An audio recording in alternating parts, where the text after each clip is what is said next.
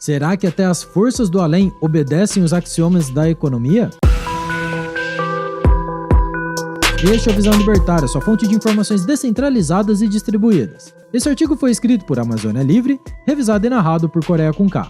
As aparições de Nossa Senhora são um tema recorrente para os fiéis da doutrina católica, mas também chamam a atenção de espíritas, de curiosos e até mesmo de muçulmanos, como o caso de Fátima em Portugal. Nem todas as aparições são reconhecidas pela Igreja Católica, que trata o tema num misto de extremo cuidado com pitadas de ceticismo.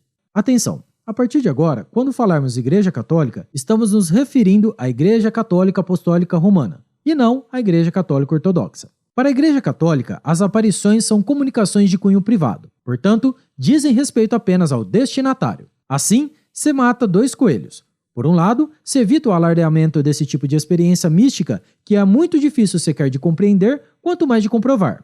Por outro, se preserva a estrutura da Igreja de analisar cada visão mística que os bilhões de fiéis ao redor do mundo vivenciaram em algum momento de sua vida. Se a ciência moderna não dispõe de meios para comprovar o conteúdo das mensagens, tampouco reúne evidências para refutar sua veracidade. Ou seja, elas não se dão no campo da fé. Mas há algo nessas mensagens que espanta o mais cético dos ateus. Elas trouxeram mensagens sobre inúmeras coisas imprevisíveis e até mesmo improváveis para a época, mas que se fizeram realidade ao longo do tempo. É claro que nosso propósito aqui não é da doutrinação sobre qualquer aspecto da fé católica, mas chama atenção o caráter das ocorrências e da forma das aparições. E é isso que analisaremos neste vídeo. Como os conteúdos das mensagens são os aspectos de fé e a fé é um movimento individual, vamos nos ater apenas no tema da descentralização das mensagens. No início do cristianismo, a igreja era pequena e formada por pequenos grupos que mantinham raros contatos entre si. Além da distância física que separava as comunidades, haviam as próprias dificuldades da época, de deslocamentos e transmissão de informação, que eram coisas extremamente caras e difíceis. As comunidades cresciam quase que separadamente e necessitavam de um fator aglutinador para não descambar, cada um com uma teologia própria. É o mesmo caso que já analisamos no vídeo dos impérios hidráulicos. Se quiser ver o vídeo, o link estará aqui na descrição.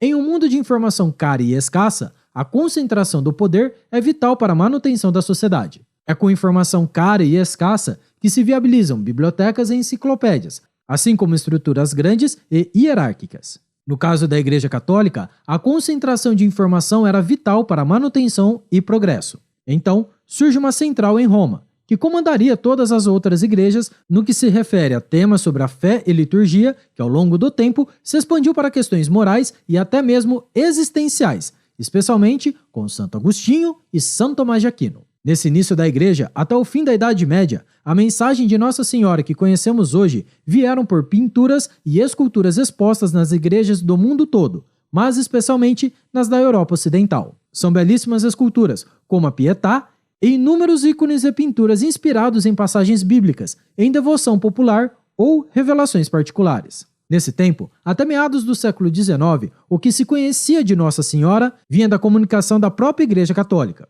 Tudo passava pelo crivo de bispos e cardeais, que permitiam ou não a divulgação dessas imagens, já que cada uma delas deveria seguir estritamente aos dogmas reconhecidos pela Igreja Central de Roma. Mas a última comunicação centralizada, já que fora dada a uma pessoa que fazia parte da estrutura hierárquica da Igreja, foi a aparição de Nossa Senhora a Santa Catarina de Labouré em 1830, que constitui a Nossa Senhora das Graças e a cunhagem da hoje denominada Medalha Milagrosa. Santa Catarina de Labouré foi uma freira da Companhia das Filhas da Caridade de São Vicente de Paula e teve 3 visões de Nossa Senhora, das quais recebeu mensagens de situações que passariam com a França e com o mundo, que realmente se confirmaram posteriormente. Bem, depois disso, passa também na França outra aparição de Nossa Senhora, mas a novidade agora é a de que a mensagem não é mais direcionada a particulares da estrutura da igreja, mas a pessoas comuns, crianças camponeses, pobres e analfabetos. E essa é a característica que se repete em todas as aparições até hoje.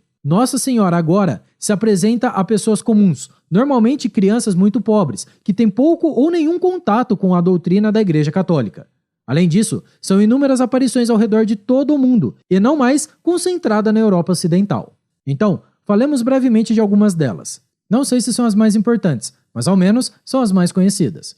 Apenas 16 anos após aparecer no convento de Santa Catarina de Labouré, Nossa Senhora agora aparece em 1846 a 2 crianças de 11 e 15 anos na região rural de La Salette, nos Alpes franceses. E como predito em La Salette, apenas 12 anos depois, em 1858, aparece novamente em uma gruta nas regiões de Lourdes, na França, para outra criança. Depois, em 1917, aparece na região de Fátima, em Portugal, para 3 crianças pastoras de ovelhas. Essa talvez é a mais significativa de todas as aparições e a que chama mais atenção em geral. Em Mensagem aos 3 Pastorinhos, Nossa Senhora fala dos erros da Rússia e do problema do comunismo. Será que Nossa Senhora estava estudando uma escola austríaca de economia? Porque foi revelado nessa mensagem exatamente o desastre que depois aconteceu com a União Soviética e com o comunismo, cujos ideais anti-humanos se espalharam por todo o mundo. Mas será que Mises plagiou Nossa Senhora? Bem, é claro que não.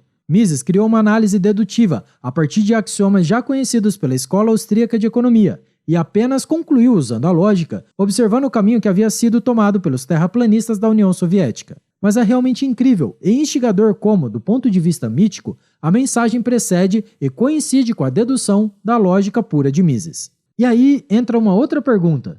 Será que Nossa Senhora é de direita? Obviamente não.